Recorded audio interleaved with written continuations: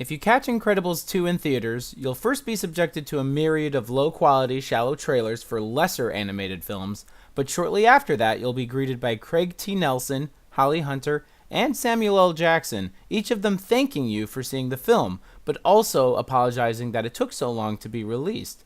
Like most of you, I'm sure, I was truly anticipating and hoping for a sequel to The Incredibles. That film was a brilliant nod to the Silver Age of comics, introduced so many wonderful characters, and tackled many real and relatable themes. I still regard the movie as one of my top 10 superhero movies of all time. However, in my heart of hearts, like with so many of Pixar's films, but Toy Story trilogy being an exception, as badly as I wanted more, I knew it would be better if they just avoided any sequels and ended it on a high note. It's a less is more sort of argument, the difference between could and should.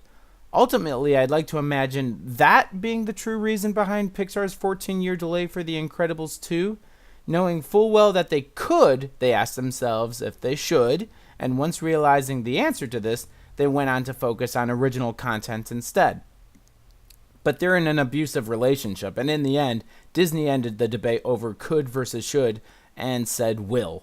So here we are, willingly or not, with a second Incredibles film.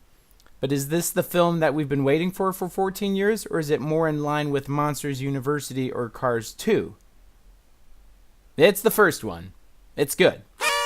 I'm not sure if I liked it more than the original, though. The original set the bar pretty high with its visuals and its story, not to mention its villain, Syndrome, whose reveal and motivations were a stroke of genius. But Incredibles 2 was definitely up for the challenge, taking advantage of the last decade's worth of advancements in technology and graphics, while putting a greater focus on the two characters who didn't get as much spotlight in the last film, Elastigirl and Jack-Jack. Some of the film's best highlights involved these characters, and the film does a great job of showcasing their powers and their full potential. You know, I've always considered Mr. Fantastic's stretchy powers a bit of a joke, but during Elastigirl's action sequences, you really get to appreciate how awesome those powers can be, with possibilities and uses I've never even considered.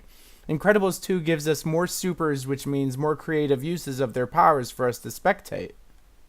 If you remember in The Incredibles, we were given touching commentaries on suburban family life, mundane office work, and a struggling marriage, all cleverly guised as a kid's superhero movie, and it worked well. However, Incredibles 2 focuses more on the superhero aspect part, though we are given a glimpse of a more modern family take on parenting, as Elastigirl leaves the home to work while Mr. Incredible is left to be a stay-at-home dad. The film tries to match the original's family drama with Violet's boyfriend and Dash's homework issues, but doesn't invoke the same level of emotional response as I had hoped. Considering much of the family's internal struggles had been solved by the first film, I suppose Brad Bird decided it'd be best to concentrate on the legality of supers, which was never really resolved in The Incredibles. While the film didn't really hold any surprises for me, it was still a massively enjoyable film, with great action sequences, sophisticated and well-written dialogue, and a scene where a baby fights a raccoon. That's all I ever wanted. I know Pixar's got their sights on a fourth Toy Story film, and even though they managed to make another hit with Incredibles 2, I wish Disney would stop gambling with Pixar's perfection and leave certain franchises alone, because the last thing we want is Toy Story 4 to become the next Cars 2, and we're left pondering not whether Disney should have, but regretting that they did. Incredibles 2, you got crit. Hey, thanks for watching. I hope you enjoyed that video. Please like and subscribe if you want to see more videos and reviews like that. If you have any suggestions for reviews you want to see, feel free to comment below.